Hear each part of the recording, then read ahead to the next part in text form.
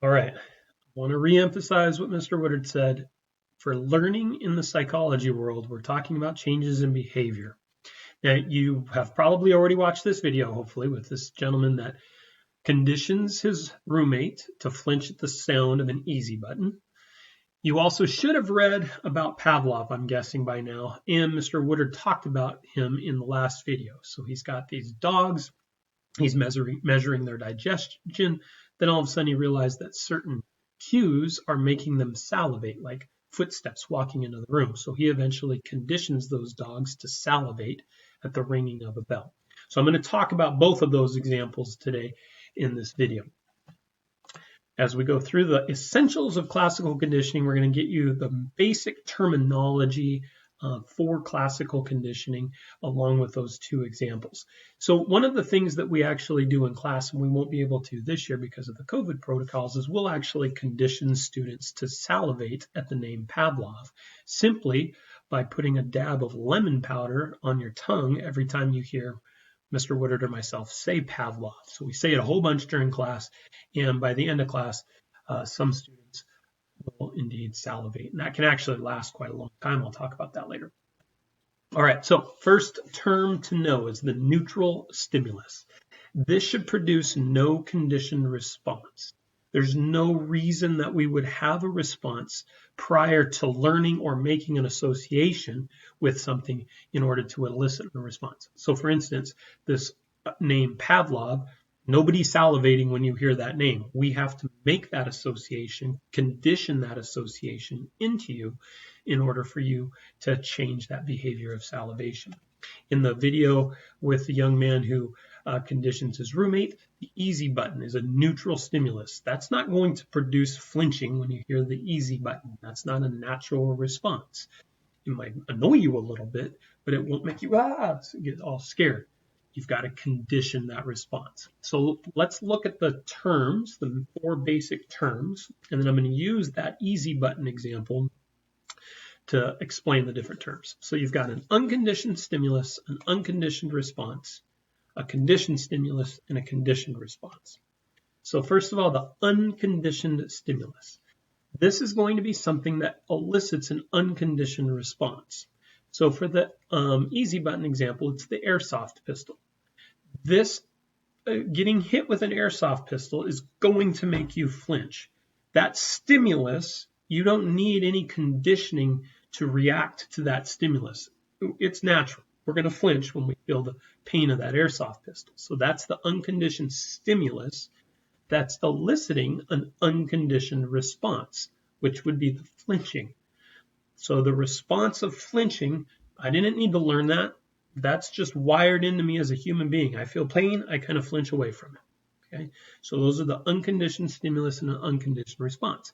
Now, I want to condition my roommate to actually flinch at the sound of an easy button. So this is a conditioned stimulus, is the previously neutral stimulus that begins to elicit the conditioned response. Here it's the easy button. That was a neutral stimulus. It shouldn't cause me to do anything. I shouldn't react. Again, maybe get a little annoyed, but I'm not going to flinch away from it. So that easy button is the neutral stimulus, which will become the conditioned stimulus. So then what's our conditioned response? What do we want our roommate to do when we hit that easy button? We want them to flinch. So the conditioned response is the response that comes about because a previously neutral stimulus has become associated with an unconditioned stimulus. So remember, the unconditioned stimulus in this particular experiment is the airsoft gun. I associate the easy button with the airsoft gun, and now all of a sudden I'm having the same response, which again is flinching. Okay? So those are the basic terms for classical conditioning. Now, let's take this a little bit further. There are different stages in classical conditioning, and the first stage is called acquisition. Going back to the Pavlov experiment, the initial stage is when you are acquiring the association.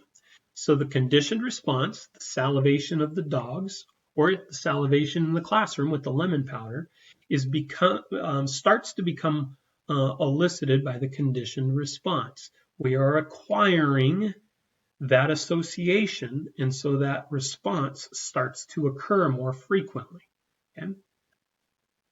During this stage, the two are paired up quite a bit. So I say Pavlov, you dip your finger in the lemon powder and put it on the tongue. I hit easy button, shoot the airsoft pistol. Hit the easy button, shoot the airsoft pistol. The two have to be paired, and then you can start to break them away. But you have to pair them pretty closely for a little while so that the association can be made fairly strongly. We'll do that one in class. Now, this is kind of a fun one. In that process of acquisition, you can actually have something called higher order conditioning, or you can actually do this a little bit later on as well. Let's say Pavlov teaches his dogs how to salivate at the sound of a bell because they've associated the bell with food. Well, if you put a light, or if you turn on a light right as you're hitting the bell, eventually the dog will start to associate the light with the food as well. So you've got kind of a multiple layers of conditioning, and so the light can actually elicit the response of salivation as well. That's called higher order conditioning. Okay. Now, you go through the process of acquisition. What if after a while you really don't have that association? That association starts to weaken because you left class and you went home and the association wasn't really strong and it didn't really stick with you for very long. Well, it'll eventually go extinct.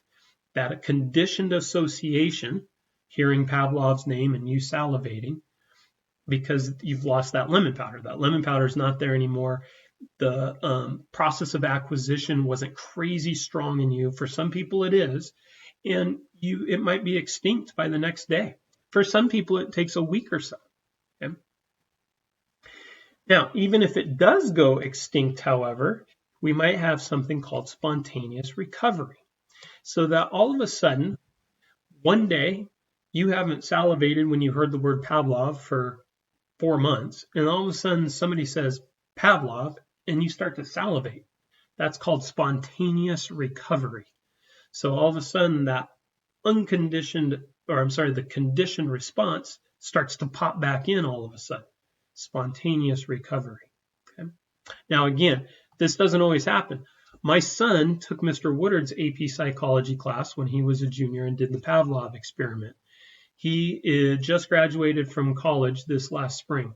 Not this Christmas, but the Christmas prior. He was back home, and we were sitting around at dinner, and I said the word Pavlov, and he started to salivate. For some people, it hangs around for 5, 6, 7 years. It might hang around for his entire life. Other people, it won't stick quite as strong, and it could go away just like that. And some kids at the end of class, they're not salivating at all. They don't feel any difference in their mouth. So I'm going to leave it there. I know I'm about 8 minutes in, and Mr. Woodard, I think on the next slide, is set up for a good review of all these different terms.